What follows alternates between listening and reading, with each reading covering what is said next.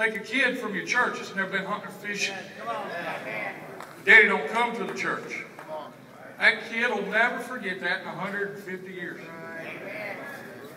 Give your gift back. But what we do in the church a lot of times is we compare giftings. We make some gifts better than others. You take an event like this. It takes a lot of gifting to pull this event off. Yes. Brother David Nitz, I'm telling you, he's as good as I've ever seen. Amen. Let's give him a hand.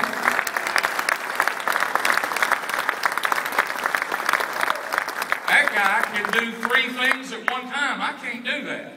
He can multitask, can't he? Yeah. And he's got high energy, doesn't he? I believe he could thread a sewing machine with it running. I got to do one thing at a time. You know what I'm saying? And he's using his gift, man, to win people to Jesus. He got a great team. His beautiful, sweet wife. Isn't she an angel? Man, you talk about a guy that outpunted his coverage.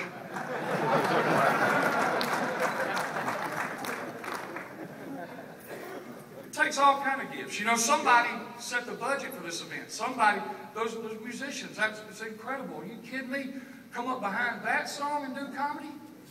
I'm ready to preach. I feel like I could swing through hell on a rubber band wearing gasoline underdrawers and whoop the devil left-handed, man. I think that is a preaching song.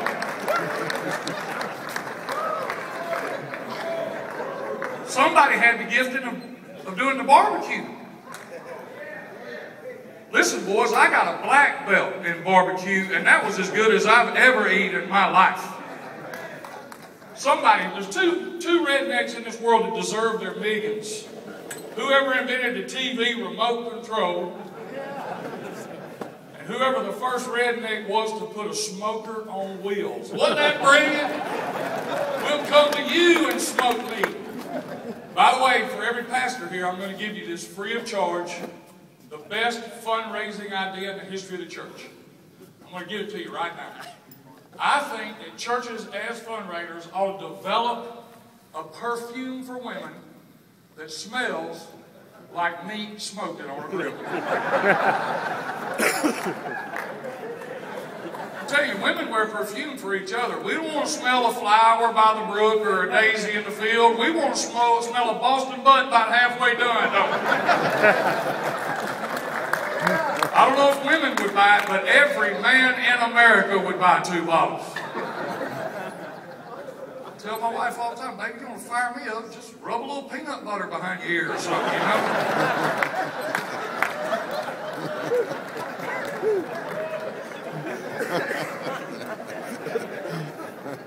What we do a lot of times is we just compare gifts. You know, my dad is a pastor. He's been the pastor at Trinity Temple, Assembly of God Church there in Columbus, Georgia for 27 years. I told you last night, he pioneered a church before that in Lincolnton, Georgia.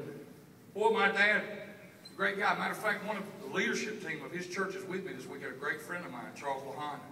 Charles works with Tony Dungy and All-Pro Dads, and travels the nation doing football camps for inner-city kids. You couldn't find 2 more different human beings than me and my daddy. I love him, but you talk about different giftings. Me and my dad went to the same Bible college, not far from here, over in Lakeland, Florida. My dad went through in 2.5 years with a 4.0 GPA. I went through in 5 years with a 2.0 GPA. My dad graduated what they call magna cum laude. I graduated thank the Lordy. You know what I'm saying?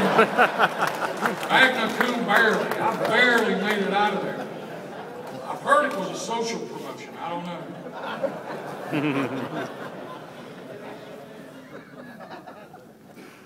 Boy, 2 more. You couldn't find 2 more different guys. My dad walked in this morning. I mean, he's suit and tie. Looks like he just walked off the cover of GQ. No matter how hard I try, I look like I just ate a chili dog at DQ. Long live the Dairy Queen. That's what I'm